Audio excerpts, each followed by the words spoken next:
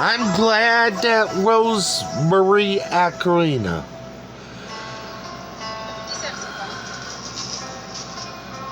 To make healthy food choices, keep in mind these nutritional guidelines. Total carbohydrates count.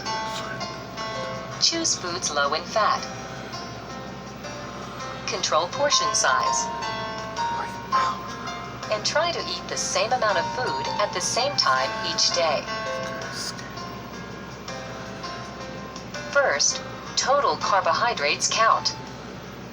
Carbohydrates are found in a wide variety of foods, such as breads, cereals, pastas, and whole grains, fruits, vegetables, and beans, dairy products, candy, and desserts.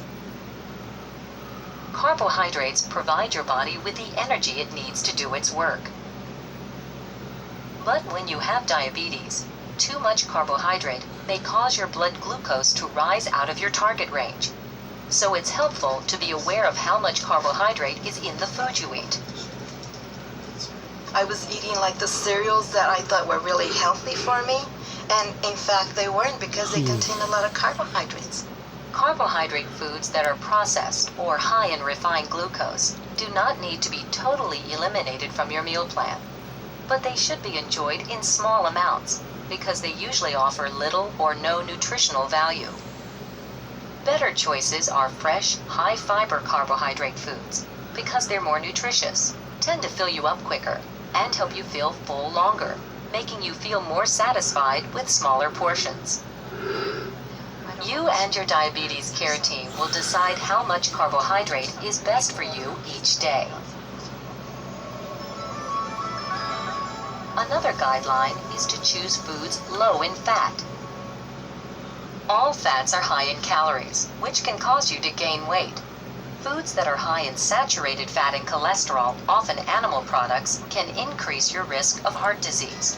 So it's important to cut down on foods like ice cream, cheese made from whole milk, cheeseburgers, and pizza topped with meats and cheeses, fried foods like bacon and eggs, fried chicken, and French fries, and foods prepared with mayonnaise, butter, oils, rich gravies, and creamy sauces. Better choices are pasta in a red sauce, whole grain rice dishes, steamed vegetables, and dinner salads with low-fat dressing. You should also control your portion sizes. One way to do this is to measure your foods. For example, 3 ounces of meat is about the size of a deck of cards. That's the recommended portion. I use the palm of my hand to measure the meats and things of that nature. And so that's been helpful to me. And when it comes to serving, it's a good idea to make your plate at the stove or counter rather than at the table. That way you won't be as tempted to eat extra servings. The plates that I have, I don't use the dinner plates, I use the salad plates to put my meals on so that it looks like I have a lot of food on my plate, which satisfies my mind. And finally, be consistent. Eat at about the same time each day with about the same amount of food in each meal. This is especially important if you take diabetes medications. The food you eat and your medications work together to create a balance and keep your blood glucose in your target range. Trying to eat at the same approximate time every day is very difficult. That took a while to learn to do that. It was hard. And it does make a difference. Eating is one of life's greatest pleasures. That's why changing your eating habits can be so difficult. Have you and your diabetes care team discussed the changes that you need to make? Do you know your daily recommended carbohydrate intake? Do you know your daily recommended fat intake? Do you have measuring cups, a scale, or another method to measure recommended portion sizes? Take some time now to set up a mealtime schedule. Write it down and go over it with your diabetes care team. Include the total carbohydrates you will eat at each meal or snack.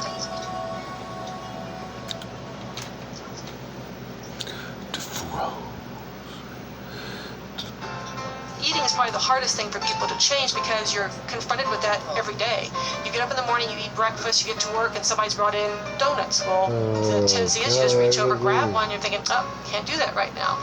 So you have to kind of change some of those automatic things, those automatic habits. Something like A registered dietitian can teach you more about healthy eating and how to use nutrition tools. The Diabetes Food Guide Pyramid is an easy-to-use tool that divides food into 6 groups. Just as its shape suggests, most of the foods you eat each day should come from the groups in the largest part of the pyramid: grains, vegetables, and fruits. Fewer choices should come from the dairy and meat groups, and very few should come from fats, oils, sweets, and alcohol. Please be aware that the Diabetes Food Guide Pyramid is being revised. Your dietitian may supply you with sample menus, which can help you plan a variety of healthy meals. So go ahead and take this home with you and use it as an example. You can also learn how to use exchange lists or count carbohydrates, calories, or fat grams to help you make informed decisions on your own about what, when, and how much you eat. I need to be within 60 grams of carbohydrates per meal. And so if I don't eat enough, I always measure because I don't know well enough yet. Cookbooks that focus on low-fat, heart-healthy meals are another great tool. Trying different flavors and textures can help keep healthy eating enjoyable. Some cookbooks provide a nutritional breakdown for each recipe, including caloric content, carbohydrate, fiber, fat, and saturated fat per serving size. When you're shopping, one of your most valuable nutrition tools is the food label. Although the food label contains a lot of information, once you get the hang of it, it's easy to use and understand. Let's start with the serving size. All information on the food label is based on this serving size, which is the first item listed. For example, 1 slice of bread, 4 crackers, 8 ounces of milk, or 1 cup of cooked rice. Remember, total carbohydrates count, so you need to check the total carbohydrate content per serving. You may want to look at the fiber content as well. Also look at the total fat, saturated fat, and trans fat per serving. Saturated fat and trans fat are the kinds that increase your risk of heart disease, so everyone should limit their intake. Information on cholesterol, sodium, and calories is also provided, and may be helpful in controlling your blood cholesterol, blood pressure, and weight. Whether you or someone else does the cooking, make sure your meals are prepared in a way that fits your nutritional needs. First, avoid frying foods. Instead, try baking, broiling, boiling, or grilling, methods that allow fat to cook away or out of the food. I do eat a lot of meat, but not what I used to, and in the way it's prepared now. For meats, trim the excess fat or remove the skin beforehand. Try steaming your vegetables rather than baking them in high-fat, creamy sauces or casseroles. To add flavor without adding fat and calories, try fresh herbs and spices. And remember to use fatty foods sparingly. You may be able to use fat-free or low-fat versions of these foods, but be aware that some contain added calories and many contain added carbohydrates to enhance flavor and texture. So be sure to read the food label. If you can eat your fruit with your meal and with the skin. Because of what? The fiber. You got it. And why is Special cooking classes can also help you in preparing healthier meals. For tips on making healthy food choices when dining out, go to Chapter 9. In the 10th part, Making healthy food choices starts with a plan made just for you. Use the information covered in this section to fit that plan into your day-to-day living.